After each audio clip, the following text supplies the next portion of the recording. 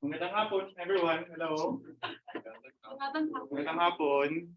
So welcome to our Kwentuhan at Kultura Series 3. So this is the third lecture already. We had our first one in November on Philippine mythology, and then our second one in December. What was our topic in December?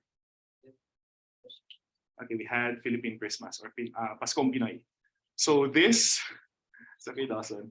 This month, we'll be talking about Philippine community and religions. Now, I chose this topic primarily because in the Philippines, January is the Feast of the Black Nazarene.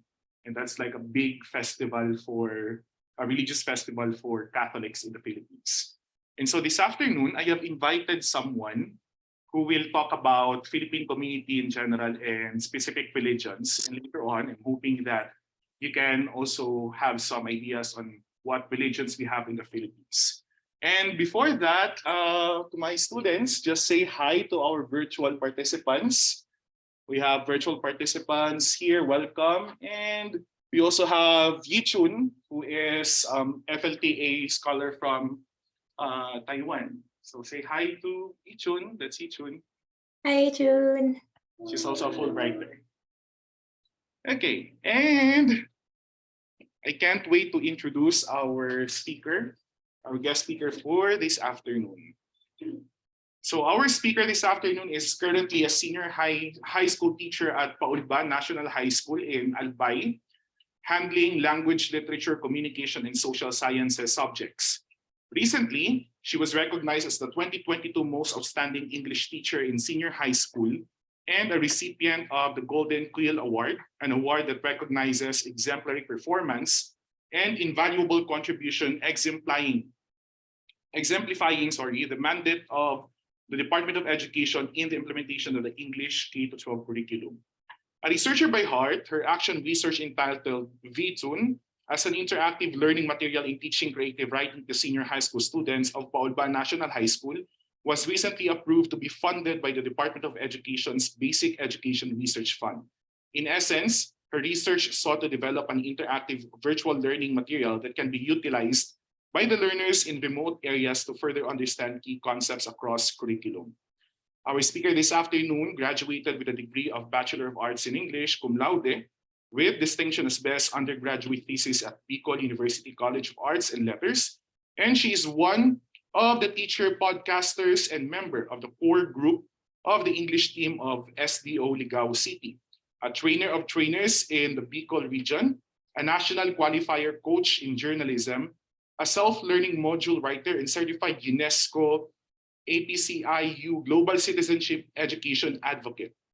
Moving up the ladder, our speaker this afternoon is a grantee of Fulbright Foreign Language Teaching Assistant Scholarship, wherein she is spending 9 months at Northern Illinois University in DeKalb, Chicago, Illinois, to passionately share and teach Filipino language, culture, and traditions to NIU local learners. So this afternoon, we are very honored to have our third resource speaker for our third Kwentuhan at Kultura. Ladies and gentlemen, my class, please welcome Professor Maria Cristina Consuelo, or you can call her Atitin. Atitin? Okay, hello. And so I'll just wait for Sir Michael. Am I good to talk, Sir Michael? Sir Michael? Okay, all right, sorry. I see the thumbs up already. So, hello once again, good afternoon. Magandang hapon sa lahat. Kumusta kayo? Kumusta kayo sa Gonzaga University? Ayan. So, is there a way that I can hear them respond, Sir Michael? No? Okay. Say hi to Ma'am. Kumusta? Ayan, magagaling. Okay, so hello everyone. Good afternoon. First of all, I would like to thank Dr. Maiko Apirocho for inviting me to be one of your kakwentuhans in this Kwentuhan at Kultura series focused on the topic about Filipino community and religions. So at this juncture, I'm starting to doubt myself when it comes to religion. No, kidding aside, okay. Also, I'd like to acknowledge each one of you, our dear Filipino learners there in Gonzaga University, for, of course, having your time, and of course, for attending this session. So, of course, I'd like to grab again this opportunity to thank the Language Center. Is it correct? The Modern Language Center of Gonzaga University for this opportunity of having me here this afternoon to tackle about the religions and possibility the dominant religions in the Philippines. So for this afternoon, let me just share my screen. Ayan. Parang naninervous ako, Sir Michael, but sige, kayanin natin to. Okay, so the topic that was given to me by my friend, Sir Michael, is about Filipino community and religions. Well, technically, as I set foot here in Chicago, I'm not quite certain if there's a Filipino community here. So first of all, before I thought that I would be alone, like I'm the only Filipino aside from my supervisor here. I thought that I would be alone here in Chicago, specifically here in DeKalb. But to my surprise, when I landed here in Chicago, there's actually a set of Filipino people. It was like I usually call them my ate and tita. Well, they're not older to be called like Lola or Lolo. So I would like to address them like Tito or Tita or Ate, most of them. And then one thing that I notice about them is that even if they are here in Chicago, here in DeKalb, they still actually continues to perpetuate the culture and tradition that we have in the Philippines. And one of which is in the aspect of religion. So one thing that I noticed also about them is that the Filipino community here in DeKalb is not that big, but you can see that when it comes to religious activity, they are totally bonded. So here, we could say that there's a lot of factors that binds Filipino together around the globe. Despite having different cultural backgrounds, even if you live from Luzon, Visayas, or Mindanao, even if you have different traditions, we can say that Filipinos foster strong ties and live such a colorful life. Bakit kaya? Maybe because in such a way, we are binded to be one. We have this commonality that when it comes to certain factors like we say bayanihan, nandyan yung mga Pilipino. Or we could say that when it comes to religious activities, all Filipinos are active. So despite of having different religions, when somebody says that, hey, magsisimbang gabi tayo, hey, we're going to sing in church, hey, we're going to have a cultural dance, so everybody will cooperate and work together as a team, as a community. So that is why in my discussion this afternoon, though it is centered in religions, I would like to emphasize and highlight how Filipinos around the world, not just in the Philippines, how Filipinos around the world could still perpetuate our traditions, our practices, specifically our religious practices outside our country. Okay, so can I?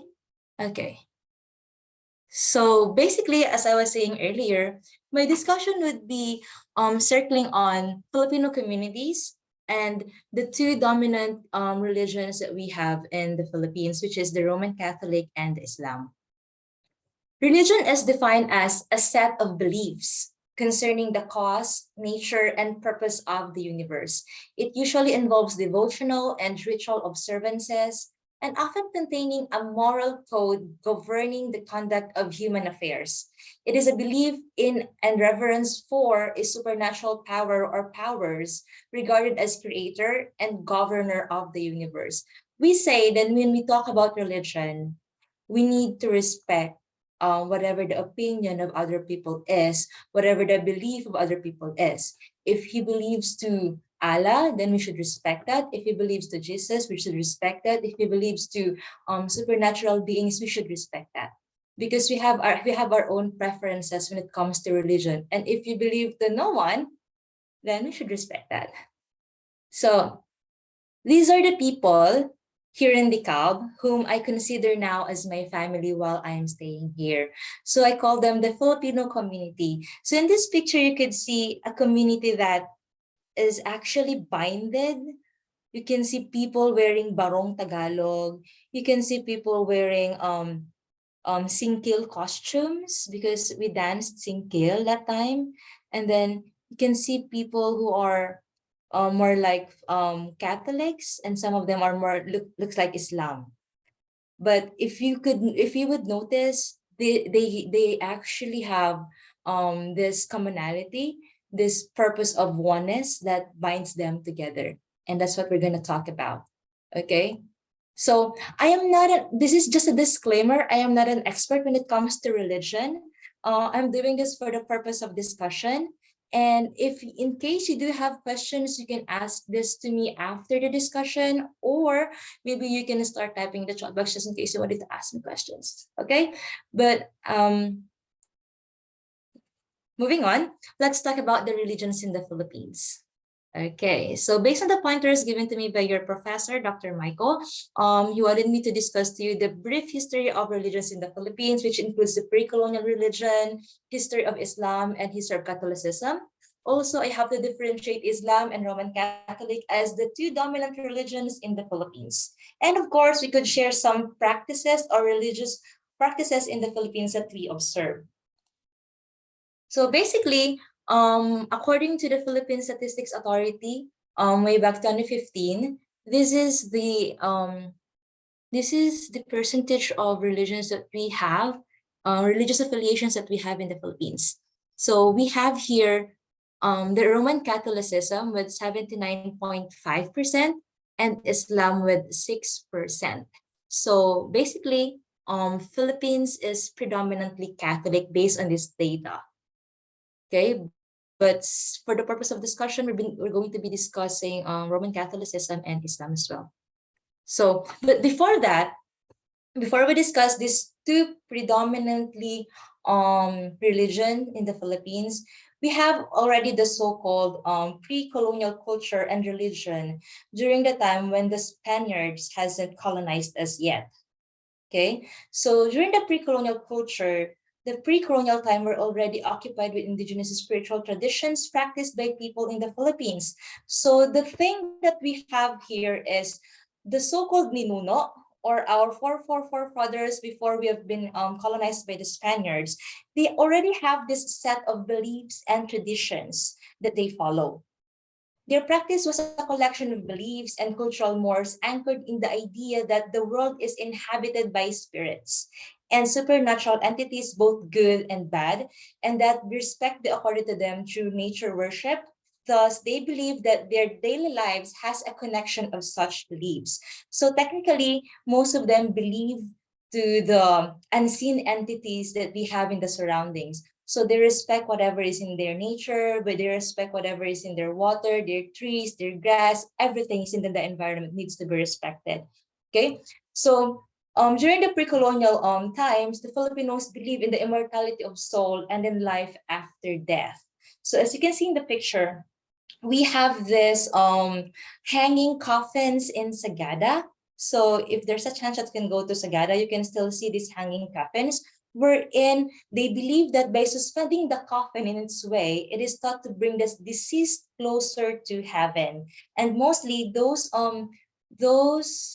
people, or those prehistoric people who were buried in this type of coffins, were the ones who has a high rank in the society during those times. And then also during the time of our pre-colonial people in the Philippines, they adored idols called anitos or diwatas, whom they made offerings. The term anito means the soul is the soul of the ancient ones, which is generally called anitism. So this is the term that they coined for such belief. They call it like anitism from the word anito. Also, we have animism. Animism is the belief that various objects, places, and creatures possess distinctive spiritual qualities. This practice is the earliest form of belief in the Philippines associating their world with spirits. So We also have amulets and charms where it is used by the ancient people like Anting-Anting, Gayuma, Odom, or Tagabulag, Biga, or Sagabe. Also, I would like to add the Asugi, which is part of my recent study right now. I'm looking into it because it's a part of a pre-colonial amulet that actually gives you a life's longevity, and it gives you supernatural strength. So you might think right now that, hey, maybe she's still part of the pre-colonial period, but no. I mean, I'm just trying to demystify what we have during those times that our pre-colonial people or folks still believed in, right? So they've used charms and amulets that happen to be effective. So why not have research about it, right? So I'm actually having my research about it right now.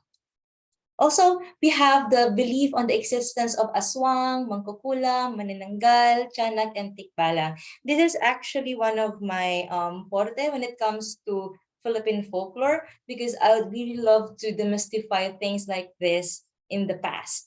Like, I would like to look into the stories behind these entities, which are seem to be impossible to exist nowadays. So things like that. But these things are believed to exist during the times of our forefathers during the pre-colonial era in the Philippines. So we have the spirits around us, we have the amulets, we have their own practices on how they bury their people. They have their mystical entities, they have almost everything. Only that these things were left undocumented because they lack the system of writing, which other countries have already. We can say that we have the so-called baybayins. However, during the time of our forefathers in the pre-colonial era, the baybayins were not fully established yet. All right, the baybayins were not fully established yet until the Spaniards came. So all of these documents were like burned. So, kaya wala sa ating natira technically.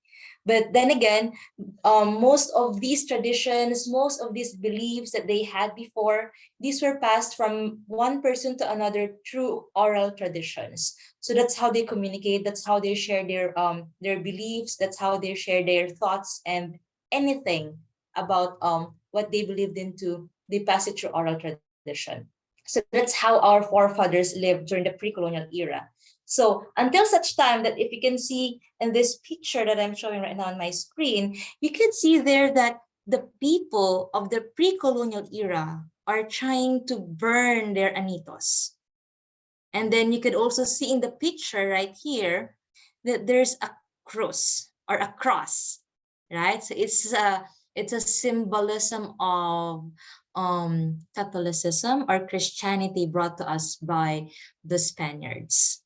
Okay, so during these times, people were forced to burn their anitos and perhaps surrender their beliefs, their pagan beliefs, and start embracing Christianity. Okay, now before we go on with our discussion about Christianity or Catholicism brought by the Spaniards, before the Spaniards came in the Philippines, the Islam was already established in the southern part of the country. So the word Islam comes from the Arabic word salama, which means peace. Islam is the largest and fastest growing faith in the world. The word Islam is an Arabic word that means peace, purity, submission, and obedience to the will of the Almighty God, whom they coin or called as Allah. Okay, so Islam is practiced through, sorry. Okay, so Islam is practiced through almost if you would notice in the southern part of the Philippines, that's where I put the circle here. So most of the people who resides here, most of them are Islam or Muslims. During Ramadan, this is one of the most important event that they have in the Muslim calendar. This is the 9th month of the Islamic calendar. Ramadan is considered to be the holiest month of the year in Islam, where Muslims worldwide fast during daylight hours as a form of worship to bring them closer to God. So it consists of approximately 30 days. And the major practice during this month is fasting. Actually, during Ramadan, it's from March 22 to April 21, 2023. So there will be students from the Philippines. Actually, in the southern part of the Philippines, it's part of the PYLP program of the Northern Illinois University, wherein they're going to be bringing 24 students from Mindanao to expose them to a democratic country like the United States of America. So these people will be taught on how they can build peace building. They will be given like training, seminars, workshops about peace building. And the thing is that I wanted to connect Ramadan because it's a challenge for us, because during those times, from March 22 to April 21, these students have to do fasting. They still have to abide to their religious practices, because yes, most of them are Islam. And it is also very timely for me to know about this, since most of the students that I'll be handling for the coming months, like March to April, most of them are Muslim, diba? So magra-Ramadan sila, they will be praying. So there will be time of the day that they have to pray, and then I should understand the fact that they should not eat between certain time of days, right? Because they need to fast. But of course, the spirit of Ramadan or the fasting doesn't actually mean that you have to starve them or to make them feel thirsty or so, but it is actually like it implies that it gives you a sense of equality among people, despite regardless if you are rich or poor. If you're in Islam, you have to follow, you have to abide with the rules. I mean, with what the Bible would tell you. No, not the Bible, but the Quran would tell them to do, so that they have to fast, they have to sacrifice, or to observe abstinence. So these are the basic tenets of Islam. First is they believe in one and only one God, Allah. Believe in Muhammad as the prophet and messenger of God. Believe in the 6 articles of faith. Believe in the 5 pillars of Islam. Believe in the Quran, that's their holy book, and follow the teachings of the Quran. And then the belief in the day of judgment. So let's tackle it one by one. So just fast. We have the 6 articles of faith. These express the core beliefs of Muslims. So aside from the tenets of Islam, we have these 6 articles of faith. We have the gods, the angels of gods, the scriptures of God, the prophets of God, the resurrection, and the divine creed. So what are these 6 articles of faith? When we say God, the Muslims are technically monotheistic. They only believe in Allah, and Allah is omnipotent and the only one who created the universe. So all of them believes in Allah. That's what I told you earlier, that if some of your friends would say that, hey, I believe in the teachings of Allah, then we have to respect it, because that's their belief, that's their religion. Okay. And then the angels of God. Angels are made of light and have different purposes by Allah. We have also the scriptures of God. Muslims believe that the writings of Quran, that's how they coined the term for their holy book, are the only ones protected by God. Because according to them, according to the Muslims, the Bible that we have in Christianity, the one that we have was already revised several times. Unlike the Quran, these are like the unrevised scriptures, because it is believed that it was protected by their God. And then we have the prophets of God. God uses prophets on earth to deliver his message. All prophets are viewed equally. So there's no greater prophets, there's no lesser prophets. Everybody is viewed equally. Whatever they say, it should be believed to be true. And then the resurrection. All humans will be resurrected from the grave. On the day of judgment, each person will be held accountable for their actions on earth. So these are the same concepts that we learned in our I'm not sure if it's Buddhism, wherein they believe in the concept of karma. I'm not sure though, but Moving on, the divine creed. God is supreme and not limited by anything. He knows and controls all, and even if we use our free will, God already knows each thing that we will do. So he knows everything. Allah knows everything. Also, we have the five pillars of Islam. The five pillars of Islam lay out the beliefs and rituals of Islamic faith. So we have the five pillars. First, we have the Shahada, or it's the faith. The confession of faith in the Muslim world, meaning we say that there is not God but God, and Muhammad is the messenger of God. This is the very first thing spoken to a newborn child and the last thing spoken to someone right before death. So right at the moment that you were born, this faith will be um, embedded to you. This will be part of yourself. This will be part of your belief as you grow and until you die. Next is salah or salat. This means prayer. Prayer is very important in the Islam world. Muslims pray 5 times a day facing the holy land of Mecca. The prayers are read from the book of Quran. So they have to pray before sunrise, they have to pray early afternoon, late afternoon, after sunset, and during the evening. So some of these parts, or some of these pillars of Islam, these are things that should be done during Ramadan. So during Ramadan, people have to pray. During these times, they need to do some salat. They need to offer some prayers to Allah. So these are all interconnected practices of Islam people. Next is fasting or the sound.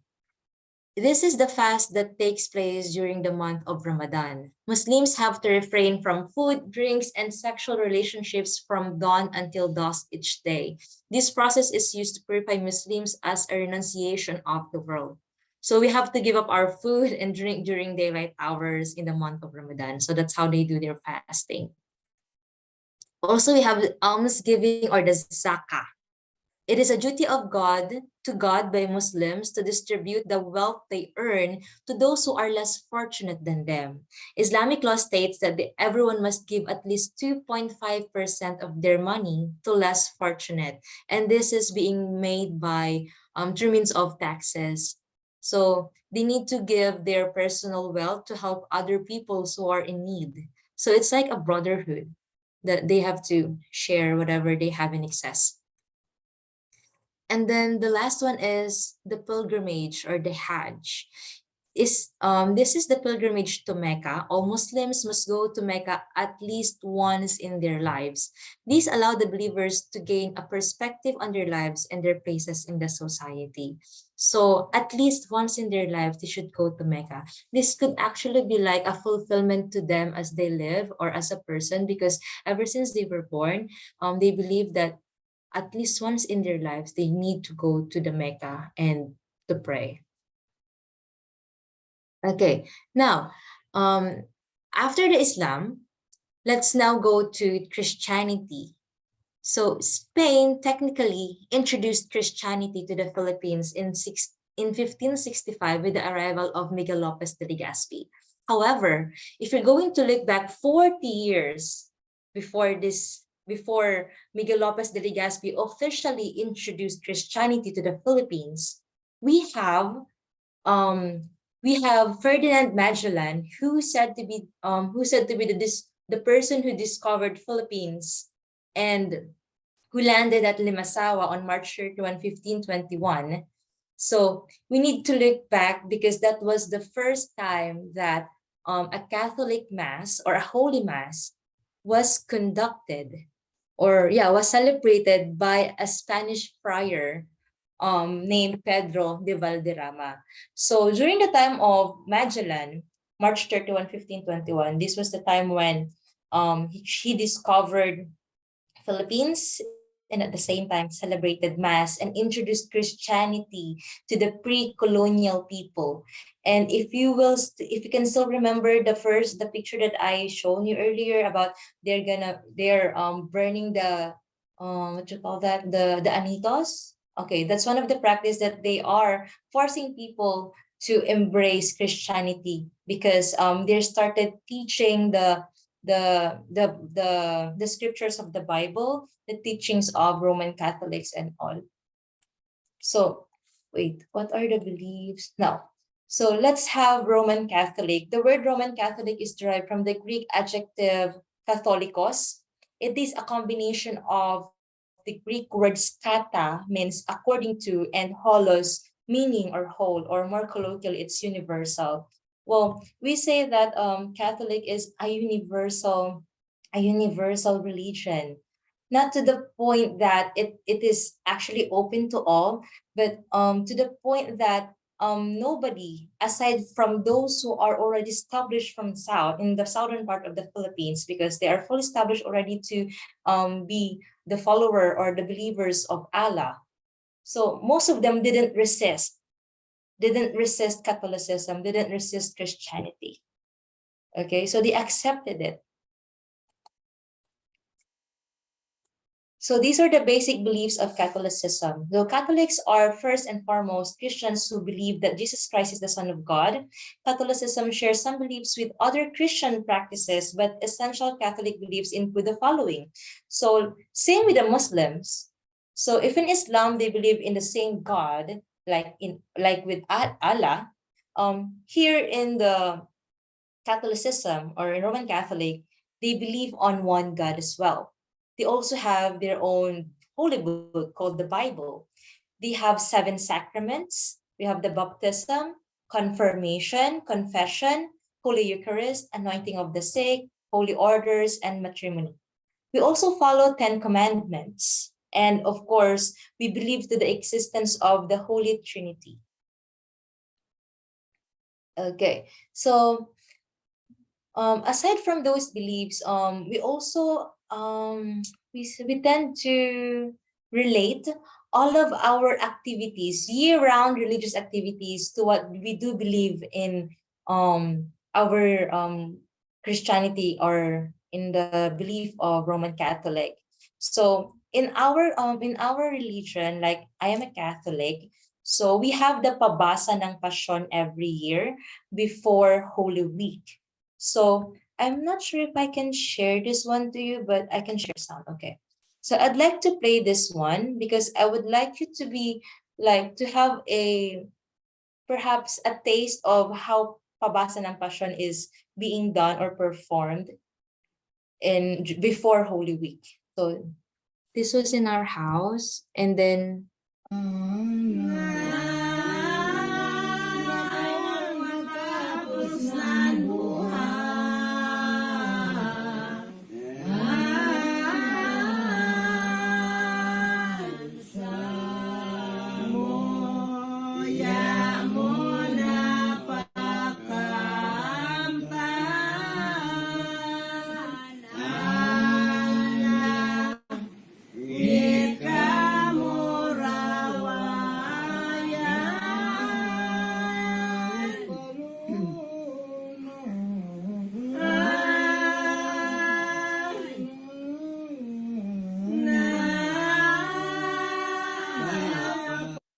okay, so that is just a sample of how the people in our place perform pabasa ng Passion, or it's the Tagalog for reading of the Passion.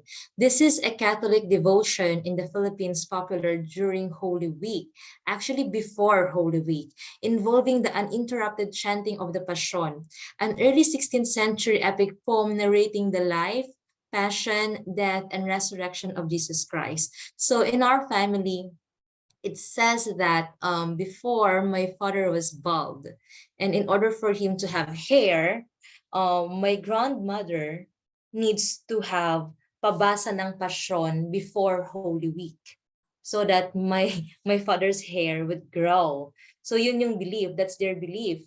And well, technically ngayon hindi naman kalbo na, hindi na bald yung tatay ko. He's not bald anymore. That's why she needs to pass this from one generation to next, so that the tradition will be preserved in the family. Okay, so every year we do this before Holy Week, but most of the families in the Philippines, they do this during Good Friday. So either way, as long as you have this tradition, that's fine. As long as you have this belief, at least you can still preserve. So these people who you can see right now, they chant Passion from 6 a.m. until all throughout the day. I all throughout the day, yeah. And then they will end again at 6 a.m.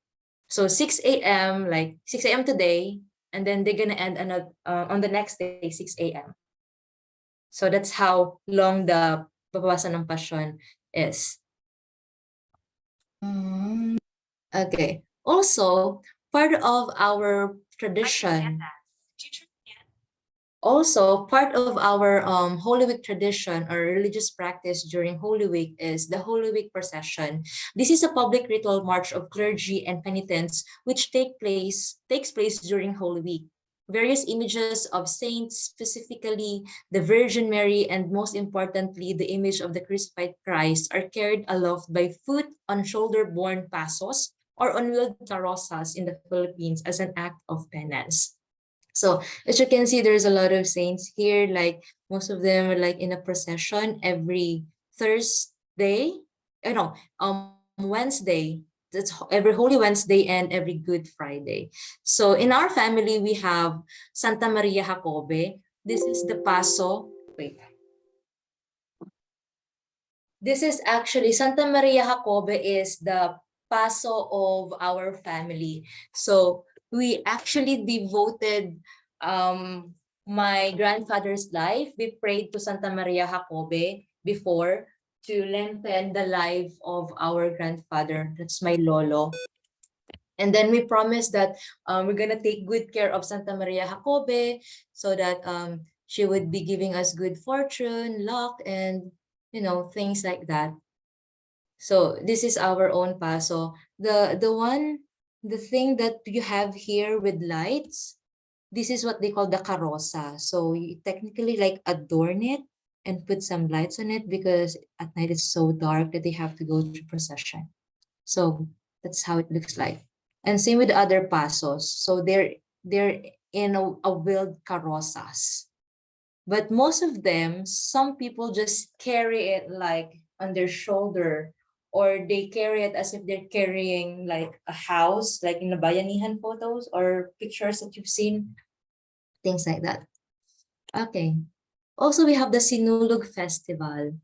Sinulog is held in celebration of one of the country's most famous historic relics, the Santo Niño de Cebu. This was the statue of the baby Jesus that was handed to the Raja Humabon of Cebu by the Portuguese explorer Ferdinand Magellan in 1521. This was one of the most important events in the religious history of the Philippines as it paved way to the birth of Christianity in the country. So again, in our place, we have this things. We have these things.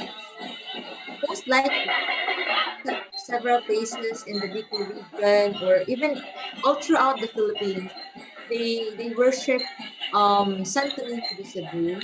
Like they offer dancing. It actually happens to be a cultural festival to them. It's a combination of both of religious and cultural festival already because people dance and then people have a parade of Santo Niños wherein they include them in the parade and have it blessed by the church or the priest.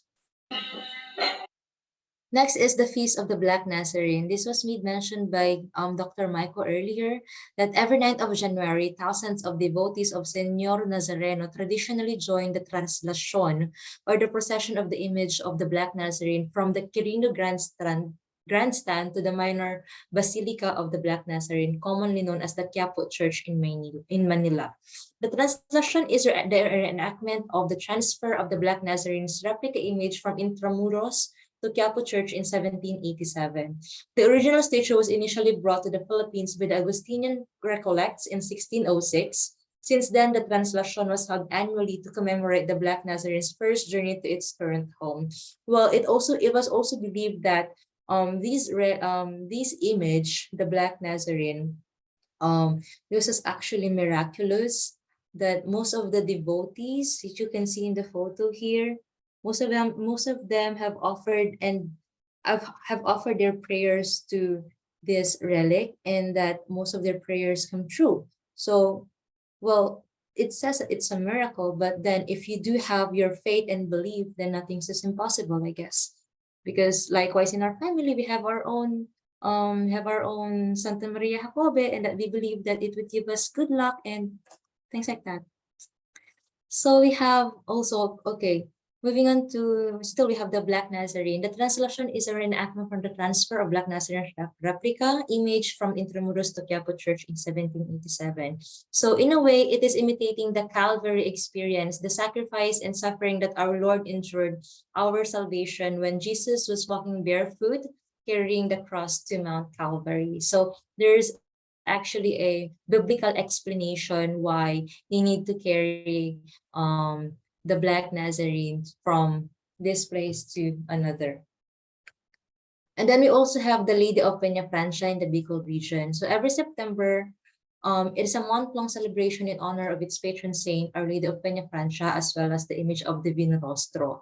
In Bicol, we call her Ina, as in mother.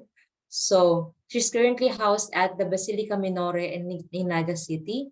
During this time of September, different religious activities are conducted in honor of her greatness and the countless help and miracles she has manifested to the devotees in the whole region. Okay, so, well, technically there's a lot of festivals. There's a lot of religious festivals that we have in the Philippines, which are likely anchored to biblical beliefs. Also, you would notice, I just forgot to put it in my slides. We have the so-called fiestas. When we say fiesta, you are celebrating the saint or the patron saint in your place or in your community, because in our barangay, like, we have Saint Stephen, and Saint Stephen been celebrating his commemoration, things like that, every December 26th. So it's right after Christmas. So people go to church, people cook food as a way of a form of thanksgiving to all the blessings that they receive for the year. Also, you would notice that some people name their children after the saints whose birthday lies on the same date. Like, for example, to my brother. My brother's birthday is March 19, and on March 19, it's Saint Alejandro's birthday. That's why my brother's name is Alejandro. Same with my brother also, my younger brother Abraham. His birthday is August 28. That's why October 29. That's why his name is Abraham, because it's the birthday of Saint Abraham. So things like that. So they actually have, if you will notice, Filipino have really a strong root when it comes to religion. They have a strong grip as to their beliefs, as to what they believed into. They actually relate everything that happens to their life to their religion. But I'd like to have just a point of clarification though. Even if we have our prehistoric or pre-colonial beliefs, and then we have our Islam, and then we have our Roman Catholic beliefs, there are still chances that you can notice a mixture of pre-colonial beliefs and any of this major or dominant religion that we have in the country. So you would see that even if I am a Catholic, I still believe that there are unseen entities that surrounds me. I still believe on aswang. I still believe on anting-antings. Okay. Also for the Islam, they still believe on diwatas. They still believe on unseen entities that some of them used to believe during the pre-colonial era. So still, it depends upon the belief of the people. Now, these are the things that I have upon having my readings for both the Islam and then in the Roman Catholic. So I try to differentiate the two. First, for the place of birth, Roman Catholicism originated in the Roman Empire, while Islam is in Mecca. For the time of origin, it was during the 4th century for the Roman Catholicism and 7th century AD for Islam. For the origin of the name, it comes from the Greek word Katholikos, meaning universal for the Roman Catholic, and for the Islam, from Arabic, meaning voluntary submission to God. Place of worship, church, chapel, or any cathedral, it's for the Roman Catholic. But for Islam, they have their mosque. For the founder, we have Jesus Christ, and for Islam, we have Muhammad. For the definition, Allah is the one. Oh, I switched it too. So sorry, this is my bad. I switched it. So for the definition, we have Catholicism. The Catholic Church is the one true church, particular about understanding the commitment to tradition, the sacraments, and mediation between God, communion, and the See of Rome. And of course, for Islam, Allah is the one and incomparable God, and the purpose of existence is to love and serve Allah. For the beliefs, they have their own beliefs, like God is omnipotent. They believe in the Trinity of God, the Father, the Son, and the Holy Spirit for the Roman Catholic. And for the Islam, their only true creator is Allah.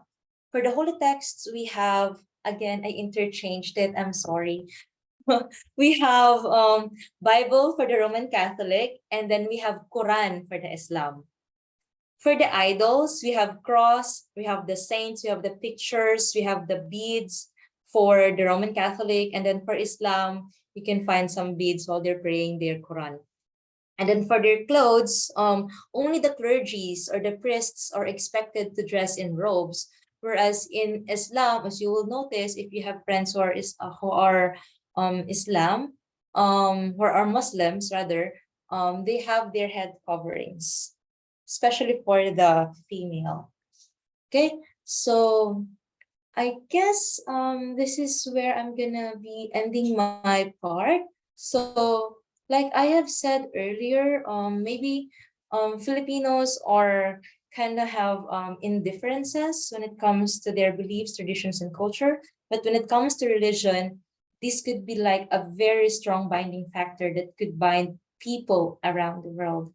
So if you have questions, please let me know. So if I can't answer your question, maybe Sir Michael could. Okay, Sir Michael. Okay, can you hear me? Yeah, I can hear you. Okay, I let's give. If they have questions. Yeah. As much as we would like to cater the questions, we don't have enough time. But of course, you can always send me your questions, and then I can relay it to our speaker, Ma'am Tin. So if you have clarifications, you can also ask during our class. So once again, let's give Ma'am Tin a round of virtual applause. Okay. I hope Tapos na. you learned something from our speaker this afternoon. And before we formally end our Kwentuhan and Kultura series, maybe we can have a quick picture taking. May I request everyone to please be here in front, and then our virtual attendees, you may also turn your videos on so that we can include you in our picture taking. Yeah, Yichun is here. Hi, Yichun. Good. You can just stay over there and then so that we can see the entire screen. Oh, we both have bangs, Yichun. Yay.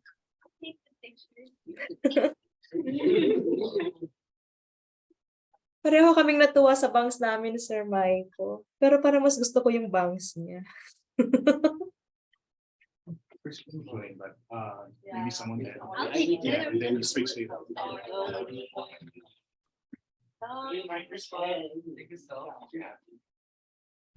So,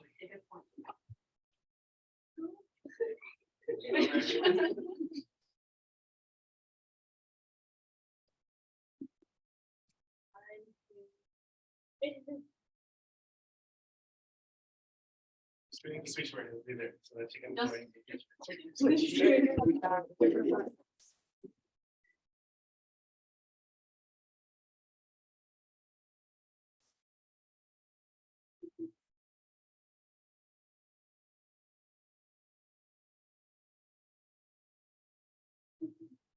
Okay, thank you. Let's give Ma'am Tin a round of applause. Sure, thank you very much for attending. Thank you, guys. Thank you. Wow, Ma'am Tin. parang ang babait ng estudyante mo, Sir Michael. Yeah. Mukhang Maraming mabait salamat ang daw. mga estudyante mo. Bye-bye, Yichun. Bye-bye. Bye, Chun. Tin, I'll message you something after. Oh, it's Thank you. Okay. Oy, grabe siya. Natakot ako. Okay lang. Thank you I'll message you. Bye-bye.